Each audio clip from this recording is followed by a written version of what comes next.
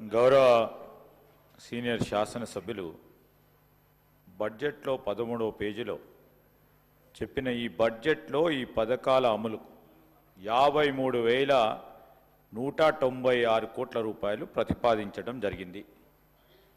Sir మీరు చెప్పినట్టే ఇది ప్రాథమిక అంచనా ప్రకారమే చేయడం జరిగిందని ప్రభుత్వ పరంగా మా ఫైనాన్స్ మినిస్టర్ గారు చెప్పారు. సార్ ఏదైనా పాలసీ నిర్ణయం తీసుకునే ముందు విధి విధానాలు చేయాల్సిన ధర్మం ప్రభుత్వం పైన ఉంటుందా ఉండదా? సార్ వారు కూడా సీనియర్ మంత్రిగా పనిచేసిండ్రు. విధి విధానాలకు సంబంధించి 100 రోజులు కూడా సమయం ఇవ్వాలి అధ్యక్ష. 3వ రోజే మేము 7వ తారీఖు నాడు ప్రభుత్వాన్ని ఏర్పాటు చేస్తే 10వ తారీఖు నాడు హామీలు ఎందుకు మొదలు పెట్టలేదని అడిగిన టీఆర్ఎస్ పార్టీ వారికి నైతిక హక్కు ఉంది అధ్యక్ష. 10 సంవత్సరాలు గడిచినప్పటికీ మా సోదరుడు సత్యనారాయణ గారు అదే చెప్పడానికి ప్రయత్నం చేస్తారు. నేను కోరుతా ఉన్నాను అధ్యక్ష, మాకు చిత్తశుద్ధి ఉంది.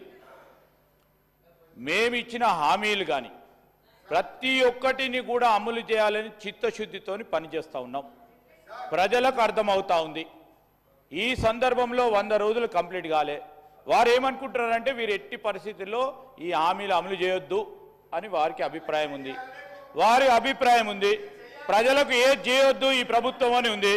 కనాలో డబ్బులు లేనట్టి పరిస్థితి వారు తీసుకొచ్చినప్పటికీ ఈరోజు మేము చెప్తా ఉన్నాం, ఆర్థిక క్రమశిక్షణ తీసుకొచ్చి ప్రతి ఒక్క హామీని అమలు చేస్తాం. మేము ఏదో ఎన్నికలు వస్తున్నాయని కాదు, ఎన్నికల రాకముందే డిసెంబర్ మాసంలోనే 13 అంశాల్లో 2 ప్రధానమైన హామీలను నిలబెట్టుకున్నాం. ఇంకా 2 హామీలను కూడా మొన్న గవర్నర్ గారి స్పీచ్ ముఖ్యమంత్రి గారు స్పష్టంగా చెప్పడం జరిగింది. ఈ రోజు నుంచి మేము ఈ 2 హామీలను కూడా చేస్తా ఉన్నాం. అంటే ఇంకెన్ని మిగిలి ఉన్నాయి అధ్యక్ష?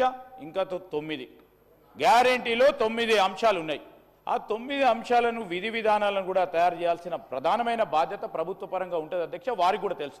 కానీ ఈరోజు రాష్ట్ర ప్రజలకి భయభ్రాంతులను చేయాలి, ఈరోజు అనుమానాలు సృష్టించాలి అనే ఒక దృక్పథంతో పోతా ఉన్న సందర్భంలో మేము చెప్తా ఉన్నాం రాష్ట్ర ప్రజలకి, మేము ఖచ్చితంగా మేము ఇచ్చిన 6 గ్యారెంటీలతో పాటు ఇంకా మేనిఫెస్టోలో చెప్పిన ప్రతి ఒక్క అంశాన్ని ఒక ప్రణాళికాబద్ధంగా తప్పకుండా అమలు చేస్తాం.